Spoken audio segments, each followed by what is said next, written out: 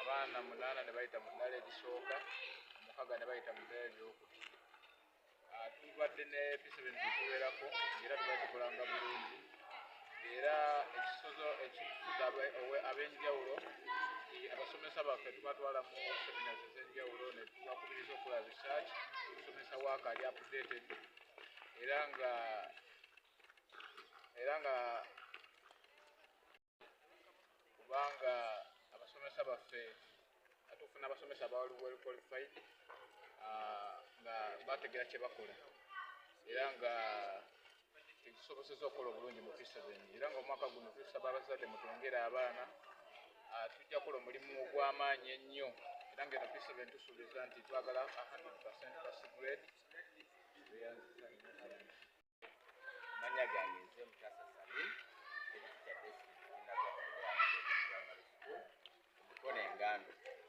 Ensonga eriwo egenda mu maaso eya mwaka ffe nga Destiny twetegese bulungi ogyenganga nga tutuukiriza measures ezateekebwawo kosa sanitizer, okunaaba mu ngalo, avoidinga handshaking olw'engeri abaana bano gye bava mu holidays twagala ekyali mu covid ate kiddewo kibeerewo.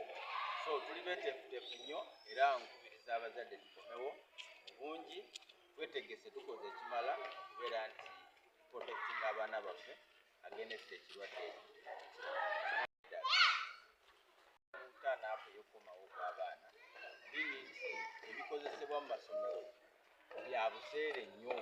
So omuzadde asobola okugamba nti owa erimasa n'alikomyewo naye ebitabo n'ebikozesebwa babiseera akafuzi ke yalitandise nako asooka n'agula muti ekwaga. So kitukozesaamuko naye tulina essuubi nti bajja kujja mpola mpola era tukubiriza bonna ababaddemu n'okutya bajje twogere kuba naffe embeera tukola ki kiraba bulungi.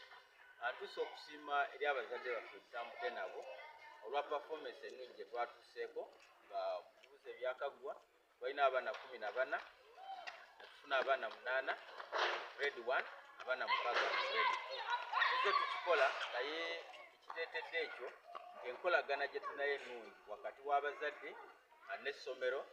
Ffe bw'obanga tutubanja tetugamba mwana ntule waka, so kitusobozesa okubeera n'omukwano ogwo n'okwesiga Katonda ne teamwork kubanga tulina teamwork wano ffenna tukolanga omuntu omu abe musomesa abe mufumbi kabane, so kituyambye okubeera okukola performance ennungi.